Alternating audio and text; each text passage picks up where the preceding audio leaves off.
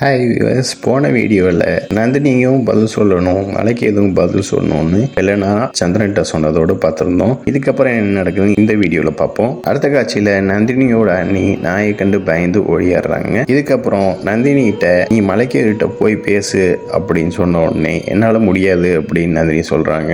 நான் இவ்வளோ தூரம் கூப்பிட்டு வந்ததுக்கு காரணமே மலைக்கு கிட்ட நீ பேசுறதுக்காக தானே, போய் பேசு அப்படிங்கிறாங்க. ஆனால் நந்தினி தயங்குறாங்க. நான் பேச மாட்டேன், எனக்கு விருப்பம் இல்லை அப்படின்னு சொல்றாங்க. நாய் துரத்துன விஷயத்த சொல்லி அவங்க அண்ணியை பயன்படுத்தி அங்கிருந்து போக வைக்கிறாங்க. அதை கேட்டு அவங்க அண்ணியும் பயந்து நான் வைத்தியர்கிட்ட போய் சோதிச்சு பார்த்துட்டு வரேன் அப்படின்னு அங்கிருந்து போறாங்க. நந்தினியோட அண்ணி போன உடனே மலைக்கு எதுவும் நந்தினிகிட்ட வந்து பேசுறாரு. சூரியன் ஒளியில சந்திரன் பிரகாசமா தெரியவாரு, அது போல இந்த விளக்கு ஒளியால உன்னோட முகம் ரொம்ப பிரகாசமா தெரியுது அப்படின்னு சொல்றாரு. இதுக்கு மேல நம்ம நிச்சயத்தப்பதான் சந்திப்போம், ஆனா ஒருவர் புரிஞ்சுக்கிறதுக்கு இந்த வாய்ப்பை நம்ம பயன்படுத்திக்கலாம் அப்படிங்கிறாரு. இதை கேட்ட நந்தினி நான் உங்ககிட்ட ஒண்ணு பேசணும்னு சொன்ன உடனே மலைக்கு எது தாராளமா பேசுங்க அப்படிங்கிறாரு. இதை கேட்ட நந்தினி நம்மளோட திருமணம் வேகமா நடக்கிற மாதிரி இருக்கு, அதனால நம்மளோட திருமணத்தை தள்ளி போடக்கூடாதா அப்படின்னு மலைக்கு கிட்ட கேட்கறாங்க. இதை கேட்டு யோசனை பண்ணிட்டு ஏன் என்னை பிடிக்கலையா அப்படிங்கிறாரு. அந்த மாதிரிலாம் நான் சொல்லல,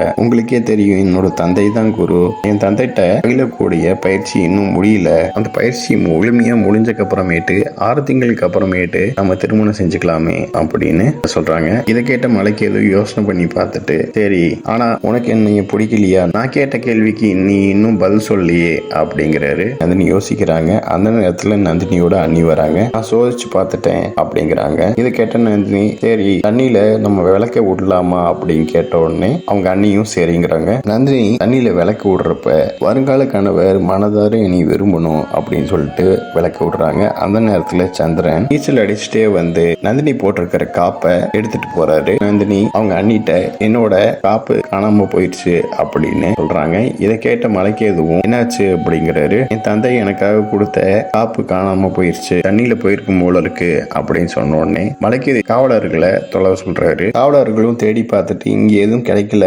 அப்படிங்கிறாங்க.